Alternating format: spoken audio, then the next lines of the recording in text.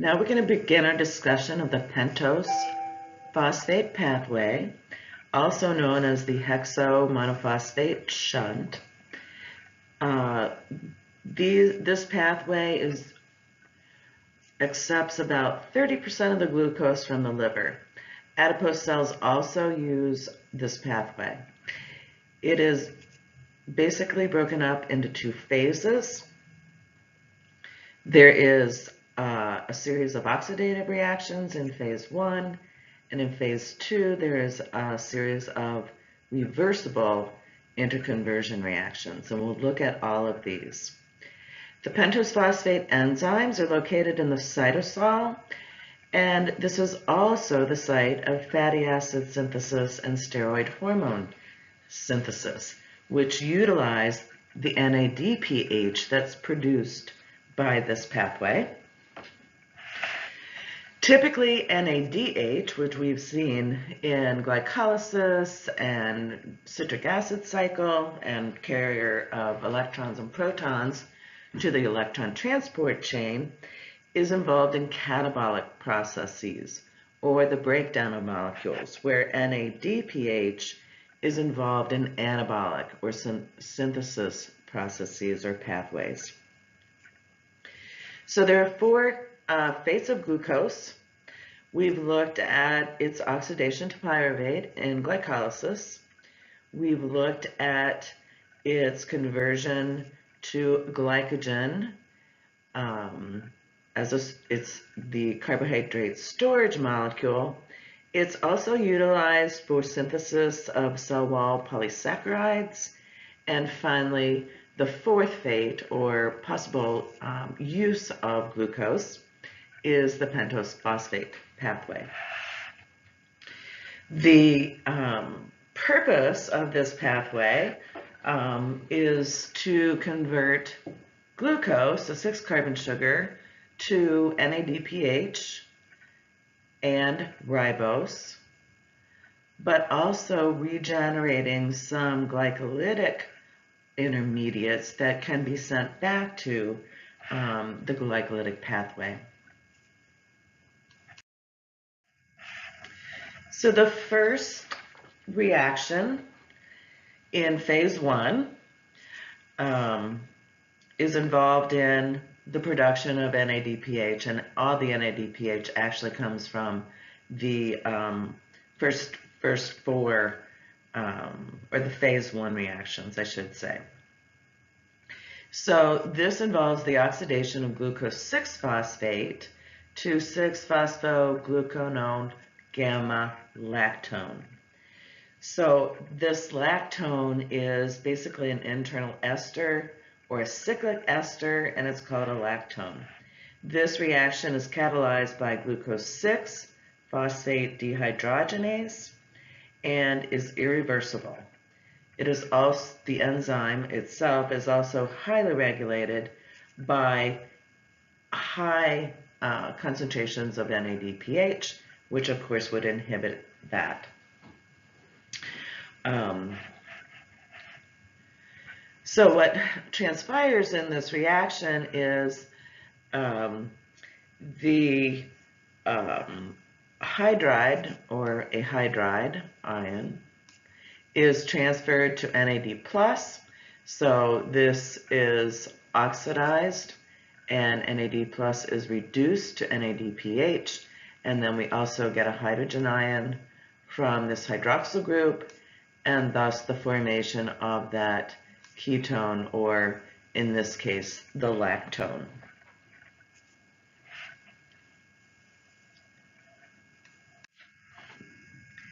Reaction 2 is basically a spontaneous reaction. However, it is accelerated by 6-phosphogluconolactonase. This lactone ring is actually hydrolytically unstable, so it does open spontaneously. However, the enzyme just increases the rate of that reaction.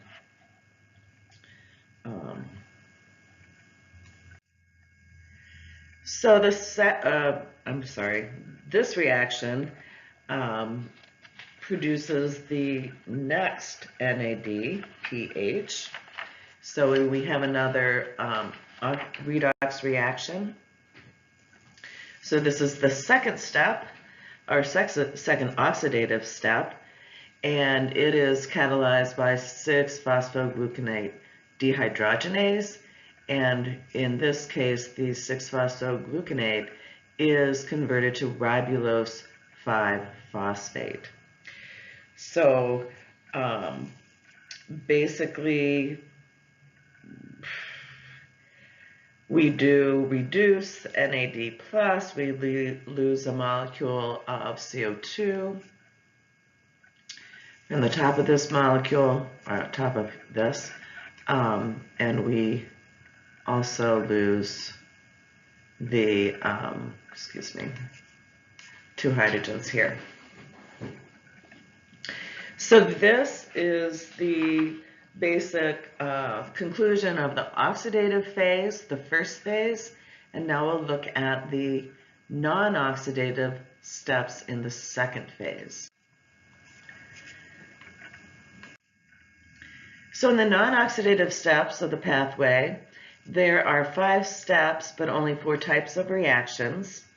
The primary role of this part of the pathway is to produce ribose 5-phosphate, but it also produces, as I've mentioned before, glycolytic intermediates.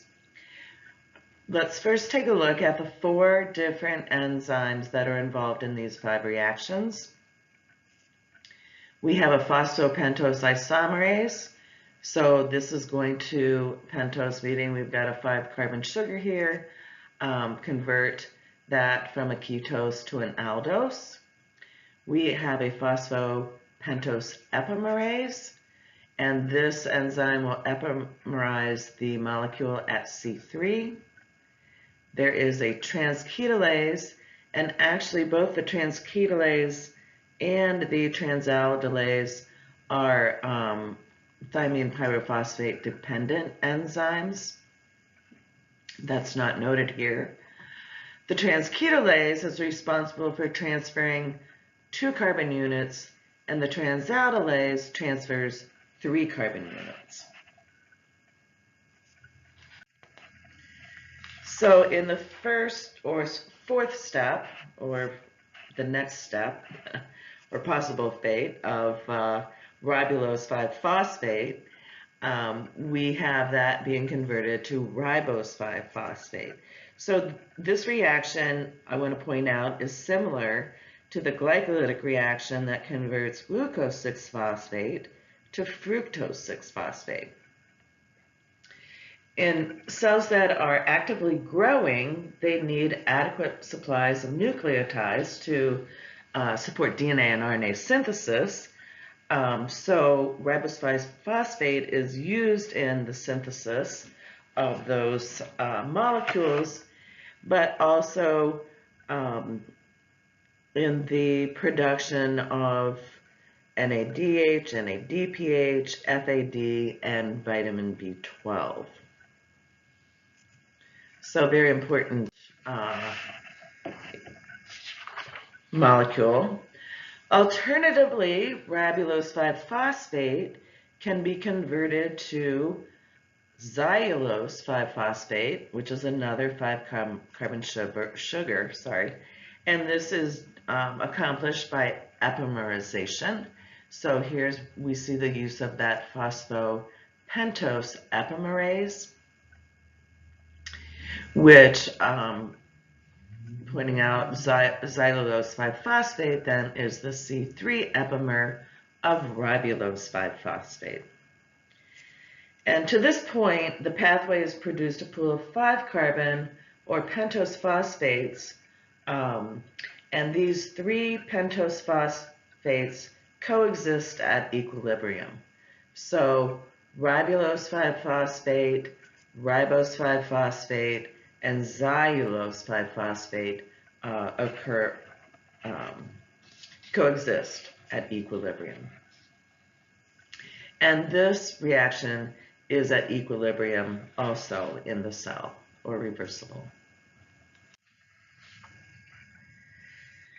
So now we're going to start seeing the work of the transketolase and transaldelase reactions. The transketolase, again, is going to transfer a 2-carbon unit.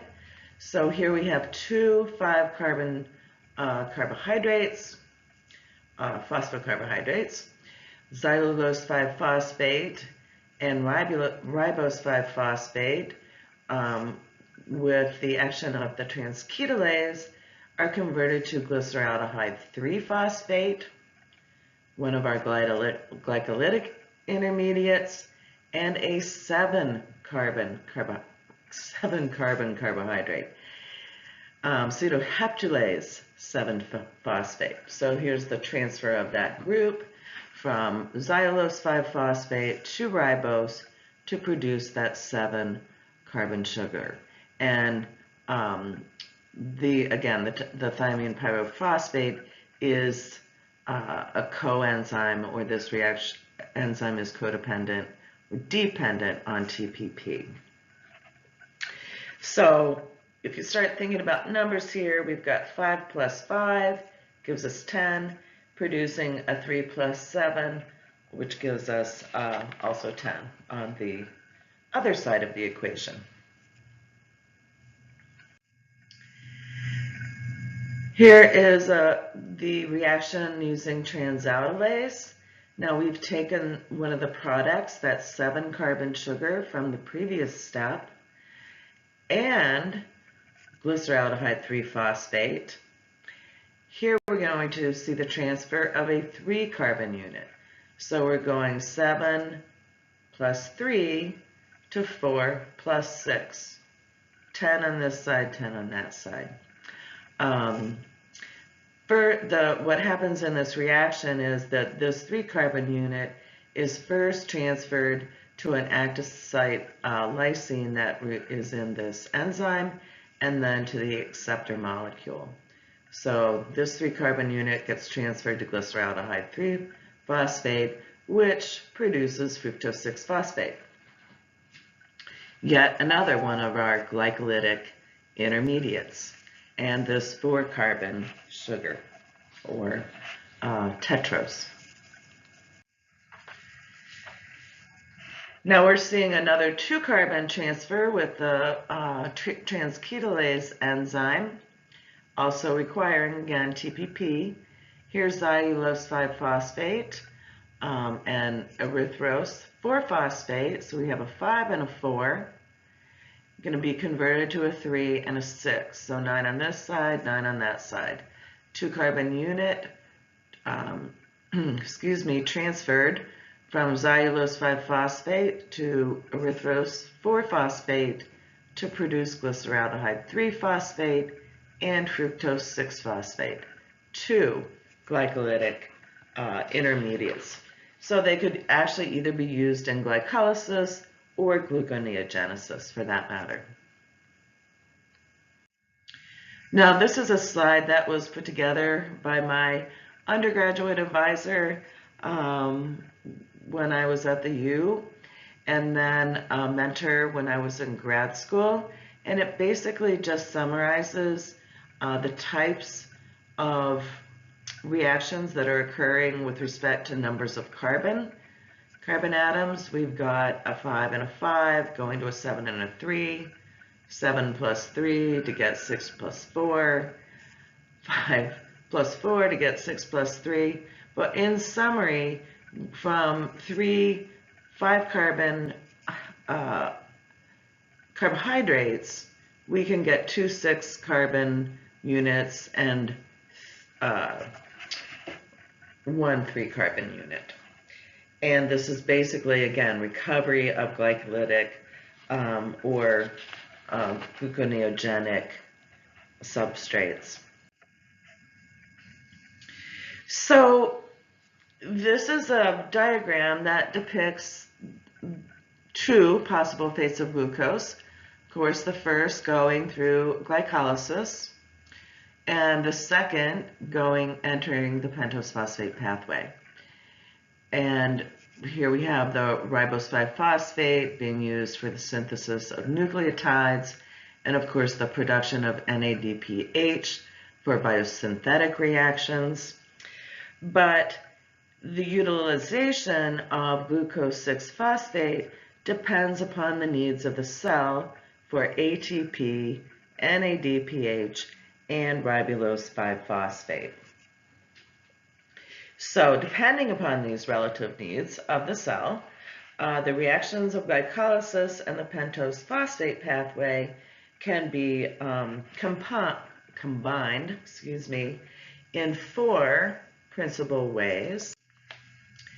And the first example is how glucose or glucose 6-phosphate is utilized when both ribose 5-phosphate and NADPH are needed by the cell. So these would be the oxidative reactions, or the phase 1 reactions. So in this case, the first 4 reactions of the pentose phosphate pathway predominate, so it's producing NADPH and ribose 5-phosphate. So we've got a cell that is growing and needing to synthesize nucleotides and other biosynthetic pathways. The second cellular condition that affects the utilization of glucose 6-phosphate is when more NADPH than ribose 5-phosphate is needed by the cell. And in that case, we still actually remain or are running the first part of this pathway because we need that NADPH, but we can also then utilize fructose 6-phosphate and glyceraldehyde 3-phosphate that is present in the non-oxidative reactions, or if we have a pool of these already, and we can reconvert these to glucose 6-phosphate, or it can be recycled to glucose 6-phosphate via gluconeogenesis.